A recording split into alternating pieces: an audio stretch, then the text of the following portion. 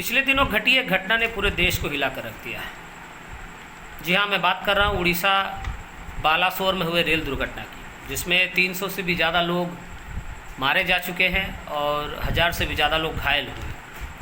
इससे पहले भी रेल दुर्घटनाएं हुई हैं, लेकिन आगे नहीं होगी इसकी कोई गारंटी भी नहीं है। अब सवाल ये है कि इसकी रोकथाम के लिए सरकार क्या कदम उठाएगी, ये देखने का विषय होगा।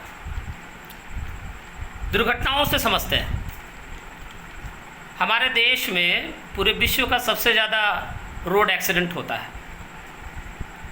इसको लेकर सरकार तमाम तरह की अवेयरनेस कैंपेन, प्रशासन की तरफ से अवेयरनेस प्रोग्राम लगाया जाता है। लोगों को सचेत किया जाता है कि आप मोटर बाइक्स, कार्स वगैरह ठीक से चलाएं, ट्रैफिक नियम्स फॉलो करें।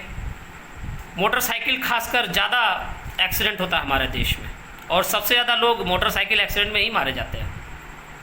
इसलिए सरकार कहती है, प्रशासन कहते हैं कि आप अपनी बाइक्स में मात्र 2 लोग ही लेकर चलें, हेलमेट पहने, पेपर्स वगैरह साथ लेकर चलें वगैरह वगैरह। अब समझने वाली बात यह है कि बाइक हम लोग अपने पैसे से खरीदते हैं, तमाम तरह के पेपर्स पे पैसे खर्च होते हैं, सरकार को टैक्स दिया जाता है, रोड टैक्स दिया जाता है, तभी जाकर हम रोड पर आ पाते हैं। लेकिन हमारे ही पैसे से दिया हुआ वो जो रोड बनता है और जो ठेकेदार उस रोड को बनाता है, उसमें जो भ्रष्टाचार होता है, उस तरफ प्रशासन क्यों नहीं कड़ी कदम उठाती है? सरकार उस तरफ क्यों कदम नहीं उठाती है? क्यों उन भ्रष्ट ठेकेदारों को पकड़ा जाता है जिनके द्वारा बनाया गया रोड बहुत ही कम समय में खराब हो जाता है, और उस रोड पे जो बड़े बड़े गड्ढे होते हैं उसके वजह से भी रोड एक्सीडेंट्स होती है? अब सरकार इस पर क्या करती है, ये तो देखने का विषय है ही। अब आप ही सोचिए कि सारे पैसे हमारे, और अगर हम रूल्स फॉलो ना करें, ट्रैफिक नियम्स फॉलो ना करें, हमसे कोई भूल हो जाए, तो बदले में सरकार हमसे हर्जाना भी लेती है। अब इसके उलट आते हैं रेलवे। रेलवे में आपने देखा होगा कि एक जनरल बोगी में मात्र 90 लोग ही सफ़र कर सकते हैं, लेकिन उसमें भेड़ बकरियों की तरह आम लोग 300 से भी ज़्यादा लोग सफ़र करते हैं। लेकिन कभी भी किसी भी नेता, मंत्री, आज से कई सालों की बात कर रहा हूँ, किसी भी अधिकारी का ध्यान इस तरफ नहीं गया कि क्यों हमारे देश की जनता भेड़ बकरियों की तरह उस ट्रेन बोगी में सफ़र करने के लिए बाध्य हो रहे हैं। और उस ट्रेन में किसी मंत्री, किसी बड़े बड़े अधिकारी का बेटा सफ़र नहीं करता, सफ़र करती है आम जनता। अब अगर उस बोगी में ज़्यादा लोग रहेंगे, ज़्यादा लोग सफ़र करते हैं, तो फिर जुर्माना क्यों नहीं लिया जाता है? कैपेसिटी तो मात्र 90 लोगों की है, तो जुर्माना तो बनता है, लेकिन उस तरफ जुर्माना नहीं लिया जाएगा। उल्टा अगर 90 की जगह 300 लोग हैं और उस 300 लोग में कोई एक ऐसा गरीब आदमी है जिसके पास पैसे ना हो, और वो बिना टिकट के अगर पकड़ा जाए तो उल्टा उसी से जुर्माना ले लिया जाता है। ऐसा सिस्टम है हमारा। अब अगर एक्सीडेंट होगा और उस पर ज़्यादा लोग सवार रहेंगे तो एक्सीडेंट में मरने वालों की संख्या भी तो ज़्यादा होगी। यही तो समझाया जाता है हमें मोटरसाइकिल में, कार में, कि ज़्यादा लोग सफ़र होंगे तो एक्सीडेंट हो जाएगा, इसीलिए आप ट्रैफिक नियम का पालन करें, यही समझाया जाता है ना। तो फिर सरकार क्यों नहीं समझती है? और उसके बाद हमने देखा होगा कि विकास के नाम पर, हम लोग देख रहे हैं विकास के नाम पर अभी बुलेट ट्रेन चल रही है हमारे देश में, वंदे भारत ट्रेन चल रही है, काफ़ी स्पीड से चलती है, बहुत ही जल्द आपको आपके गंतव्य स्थान तक पहुंचा देती है, लेकिन उसका किराया भी तो ज़्यादा होता है। तो उस ज़्यादा किराया की ट्रेन में आखिर आम जनता कैसे सफ़र करेगी? जिनके पास कम पैसे हैं वो कहाँ जाएंगे? वो तो उसमें सफ़र नहीं कर सकते हैं। अच्छी बात है, विकास हो, अच्छी बात है। कुछ लोग ऐसे हैं हमारे देश में जिनको बहुत जल्दी रहता है अपने गंतव्य स्थान पर पहुंचने के लिए, पैसा कोई मायने नहीं रखता उनके लिए। लेकिन कुछ लोग ऐसे भी हैं जिनके लिए पैसे बहुत मायने रखते हैं। तो उन आम जनता के लिए मैं कहना चाहता हूँ, एक आम नागरिक होने के नाते कहना चाहता हूँ कि जल्दीबाजी ना होकर अगर सरकार सुरक्षा की ओर भी ध्यान दे तो इस तरह का एक्सीडेंट्स नहीं होगा। सरकार जल्दीबाजी की जगह सुरक्षा पर काम करे, क्योंकि सुरक्षा की ज़्यादा आवश्यकता है। सुरक्षा की बात इसलिए कर रहा हूँ क्योंकि जो दुर्घटना हुई बालासोर में, ट्रेन की जो दुर्घटना हुई, उसमें आम परिवार, आम जनता, ज़्यादातर गरीब लोगों के परिवार तबाह हो गए।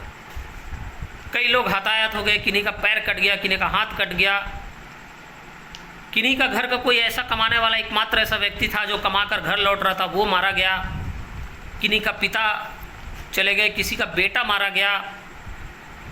तो इसमें आम जनता की हानि हुई है। कोई बड़ा अधिकारी, कोई बड़ा नेता उस ट्रेन में, उस जनरल बोगी में सफ़र नहीं कर रहा था। अब इसकी भरपाई कैसे करेगी सरकार? अब इसकी भरपाई करेगी, लोगों को हर्जाना देकर 5 लाख रुपए हर प्रत्येक मारे जाने वाले लोगों के घर को दे दिया जाएगा। तो क्या इससे उनकी घर की स्थिति ठीक हो जाएगी? मैं कहना ये चाह रहा हूँ कि इस तरह से ये पैसे देकर, हर्जाना देकर आप अपनी विफलताओं से मुंह नहीं छुपा सकते हैं।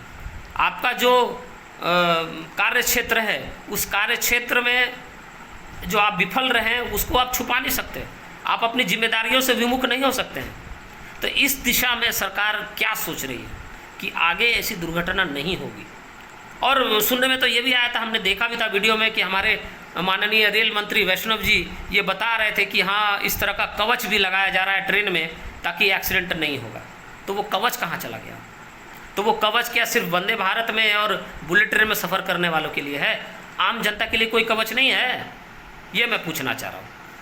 तो इस दिशा में ये जो सिस्टम है, इस सिस्टम पर ध्यान देने की आवश्यकता। मैं किसी राजनीति में नहीं जाना चाहता हूँ, किसी भी राजनीतिक बात नहीं करना चाहता हूँ। मैं चाहता हूँ सिर्फ ये कहना कि आम जनता की सुरक्षा सबसे ज़्यादा इम्पॉर्टेंट है, क्योंकि सिस्टम ऐसा हो चुका है कि आम जनता के लिए आखिर सोचे भी कौन और कहे भी कौन। लोगों को डर लगता है, लोग आपको वोट देकर आपको बैठाते हैं गद्दी पर, आप ही से सवाल करने में डर लगता है उनको। ऐसा हाल हो जाता है। आखिर ऐसा क्यों? ऐसी घिसी पिटी अब सिस्टम नहीं चलेगी। जो बोगियों में जो ठूस ठूस कर भेड़ बकरियों की तरह लोग जाने के लिए विवश हो जाते हैं, इस दिशा में सरकार भी कुछ सोचे कि हाँ, कैसे लोगों को थोड़ा राहत दिया जा सके। इसके साथ साथ यह भी सुना जा रहा है कि एक्सीडेंट्स होने के बाद जब रेल लाइन बाधित थी, कोई भी सफ़र नहीं कर पा रहा था, तो लोग एयरपोर्ट की तरफ जाने लगे। अब दिल्ली से भुवनेश्वर का भाड़ा जो 5,000 है, वो अचानक से 50,000 रुपये कर दिया गया। तो प्राइवेट कंपनियां जो आज हवाई अड्डा संचालन कर रही हैं, वो इस तरह का काम कैसे कर सकती है? इस तरह से रिएक्ट कैसे कर सकती है? विपत्ति आई है, विपदा आई है, देश पर कोई संकट आया है, और इस संकट के समय में भी आपको सिर्फ बिजनेस समझ में आ रहा है। हाँ, मोदी जी ने कहा था कि विपदा में अवसर तलाशे, तो यकीनन निजी कंपनियां लेकिन अवसर तलाशने में कहीं पीछे नहीं छूटती हैं। उनकी नज़र हर समय विपत्ति के समय आम लोगों की जेब पर रहती है कि किस तरीके से उनके जेब से पैसे निकाल लिए जाए, उनसे पैसे ऐंठ लिए जाए। तो इस तरफ भी सरकार क्या कदम उठा रही है? कैसे नकेल कसेगी प्राइवेट कंपनियों की इस तरह की हरकत पर?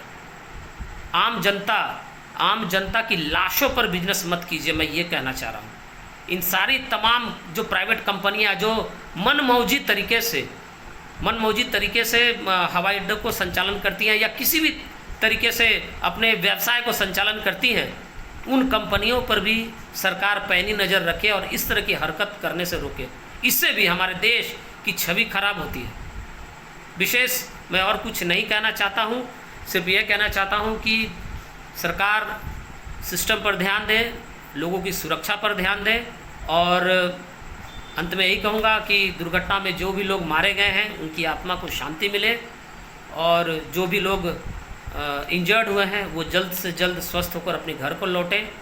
विपत्ति बहुत बड़ी थी, संकट बहुत बड़ा था, और जो होना था वो तो हो गया है, लेकिन आगे नहीं हो इसकी गारंटी सरकार को ज़रूर लेनी चाहिए।